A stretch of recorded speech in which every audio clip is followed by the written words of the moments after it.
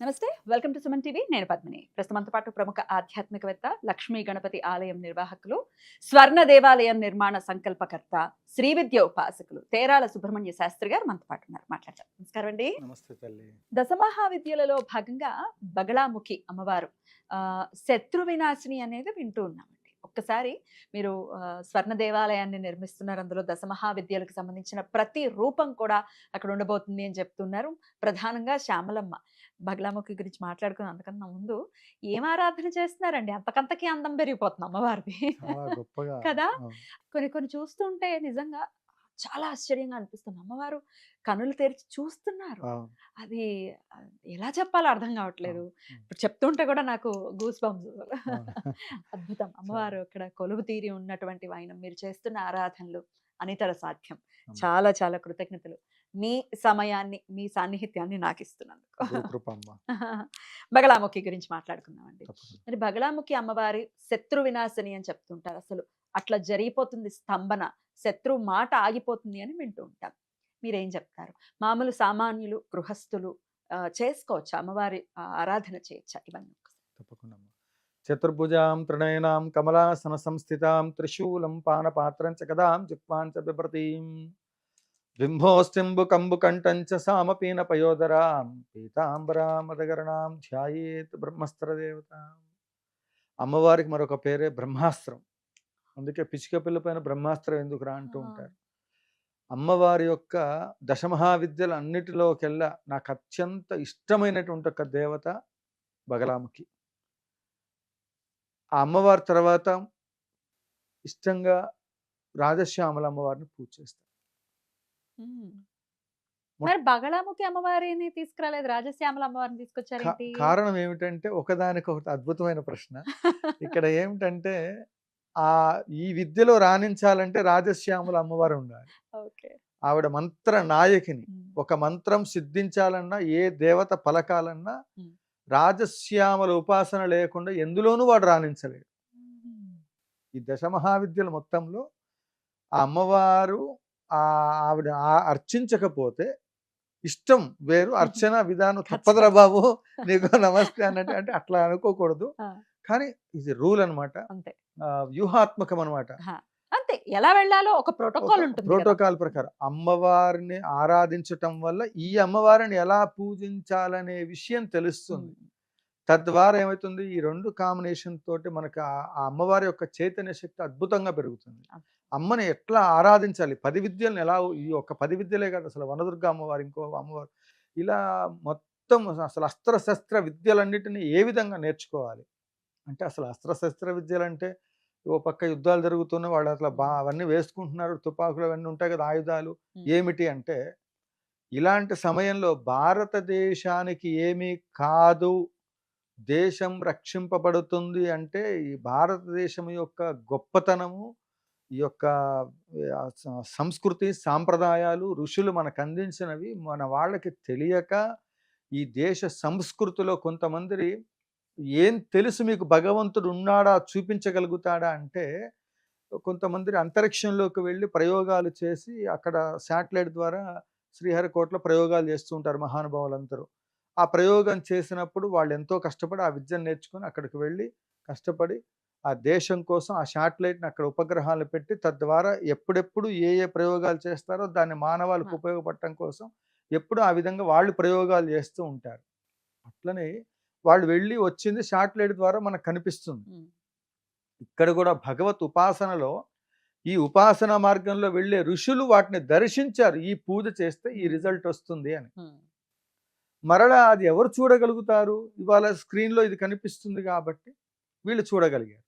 భగవంతుడు ఉన్నాడా అంటే వీళ్ళు వెళ్ళి వచ్చి చూపిచ్చింది అది శాటిలైట్‌లో ఉపగ్రహం, అది పరికరం ఎట్లయితే పనిచేస్తూ మనం వెన్న ఉపయోగించుకుంటున్నామో, అలానే దేవతా శక్తిని కూడా సాధన చేస్తే ఈ ఉపాసన మార్గంలో ఉన్నటువంటి వాడు భగవంతుడు ఉన్నాడా అని నిరూపించిన విషయాలేంటంటే, బగలా ఉపాసన చేస్తే నీటిపైన నడవగలడు, అగ్నిపైన నడవగలడు, గాలిలో తేలి ఆడగలడు. ఒక్క నిమిష కాలంలో కళ్ళు మూసి కళ్ళు తెరిచే లోపు నేను కాశీలో ఉండాలి అంటే ఉండగలడు. ఓహ్! మాయా విద్య అది.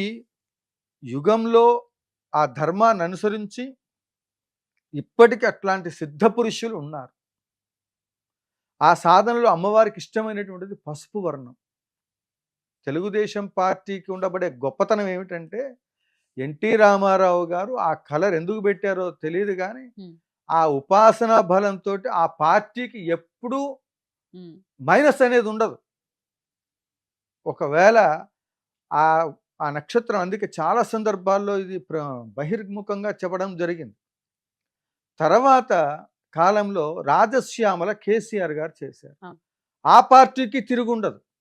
అది అక్కడ ఏ సందర్భంలో పెట్టినప్పటికీ కూడా ఆ పార్టీ సింబల్ దానికి వర్ణించినటువంటి ఒక కలర్ ఏదైతే ఉంటుందో అది ఏ అమ్మవారిని ఉద్దేశించి ప్రతిపాదన చేసిందో అది ఖచ్చితంగా ఇప్పుడు వారాహి అమ్మవారికి సంబంధించినటువంటిది పవన్ కళ్యాణ్ గారికి సంబంధించినటువంటి ఒక ఫ్లాగ్ ఏదైతే ఉందో యంత్ర నిర్మితంతో అయి ఉంది.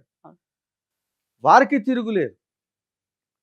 ఇక్కడ ఆ అనుష్ఠానాలు చేసేటప్పుడు వాళ్ళ యొక్క తపోశక్తి బ్యాంకును నింపుకుంటూ పోతూ ఉంటే అనుష్ఠాన బలం పెంచుకుంటే అవి పనిచేస్తాయి. అలానే బగలాముఖి సాధన ఎన్టీ రామారావు గారు వారు చేసినటువంటి ఒక విధి విధానాల్లో ఆంధ్రప్రదేశ్ మొత్తానికి కూడా ఆ బగలా ఉపాసన మార్గంలో వారు చేసినటువంటి ఒక అందుకంటే పౌరాణికమైనటువంటి ఒక ఎన్నో చిత్రాలను వాళ్ళు వాటి అనుభవం ఉంది.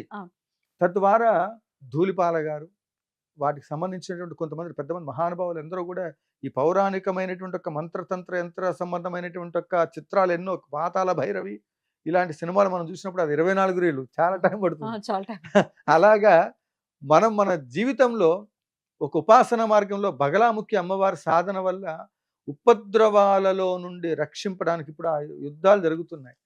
మన దేశంలో కూడా ఎలాంటి ఇబ్బందులు రాకుండా అప్పుడు కరోనా వచ్చింది. కరోనా సమయంలో బగలాముఖి సాధన వల్ల ఒకళ్ళ నుంచి ఒకళ్ళకి స్ప్రెడ్ అవ్వకుండా బగలా ఉపాసన అంతర్ముఖంగా మాయారూపంగా వెళ్ళి ప్రత్యంగిర బగలాముఖి జగద్గురువుల ఆదేశం మేరకు కొన్ని వందల వేల కోట్ల పర్యాయాలు అనుష్ఠానాలు జరిగినాయి. అయితే అంతరిక్షంలో పంపించినటువంటి వాటిని ఎట్లయితే మనం వాళ్ళు చూపించగలుగుతున్నారు స్క్రీన్లో, అదే మాదిరిగా ఈ ఉపాసన చేసి ఈ దేవతా శక్తి ఉంది అనేటువంటిది నిరూపణ చేశారు.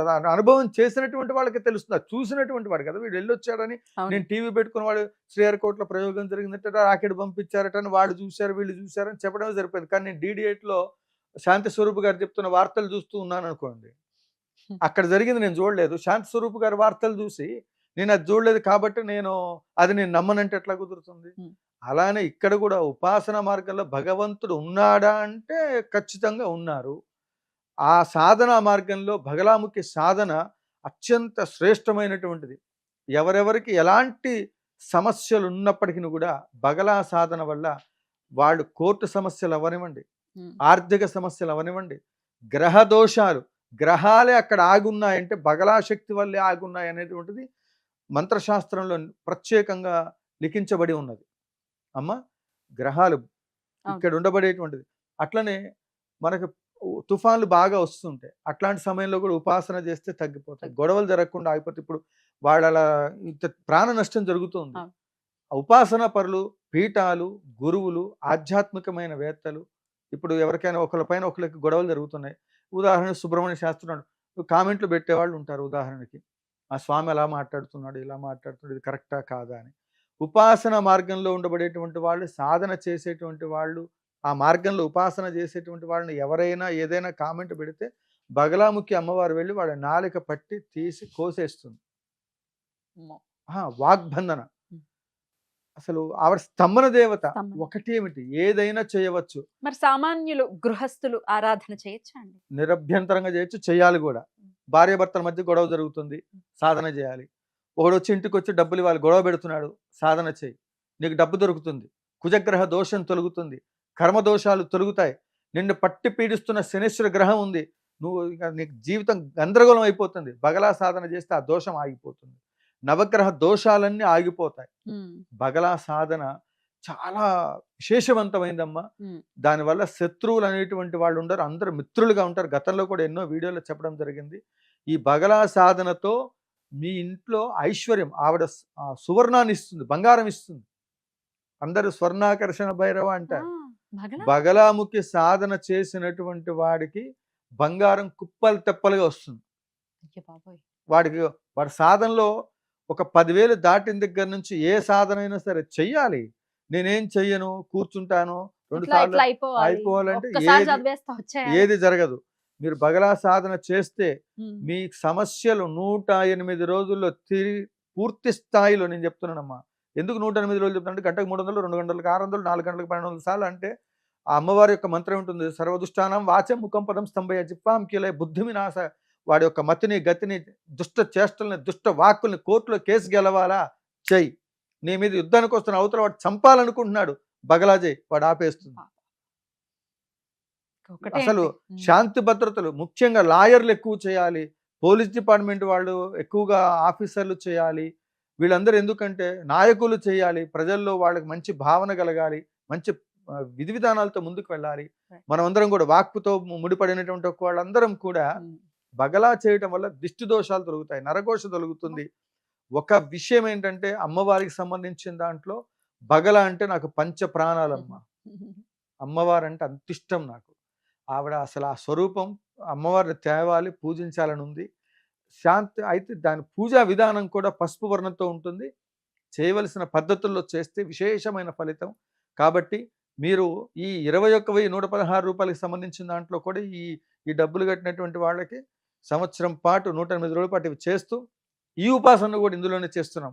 ఎవరైనా ఒకటే గుర్తుపెట్టుకున్నామా, మీరిచ్చే ఈ 21,000 రూపీస్ ఏదైతే ఉంటుందో ప్రాబ్లం తీవ్రంగా ఉంటేనే కట్టండి. ఇక నేను తట్టుకోలేను గురువు గారు, ఇది మీరు నన్ను ఏదో రకంగా గట్టెక్కించండి అనుకున్నటువంటి వాళ్ళందరికీ కూడా ఈ 21,116 రూపాయల ఈ డొనేషన్ తోటి మీ జీవితంలో అద్భుతాలు చూస్తారు. ఎందుకంటే దశమహావిద్యలన్నిటినీ మీ పైన వాడతాం.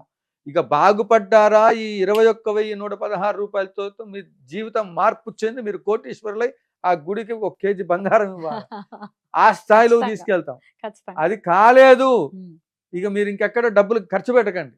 మీరు వీలున్నప్పుడల్లా తీర్థం తీసుకొని వెళ్ళండి.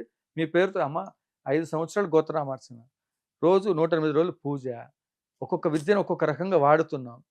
నేను అనుభవించా. ఎన్నో ప్రాబ్లమ్స్లో నుంచి బయటకు వచ్చాం. ప్రతి సమస్యకు పరిష్కార మార్గం దశమహావిద్యలు.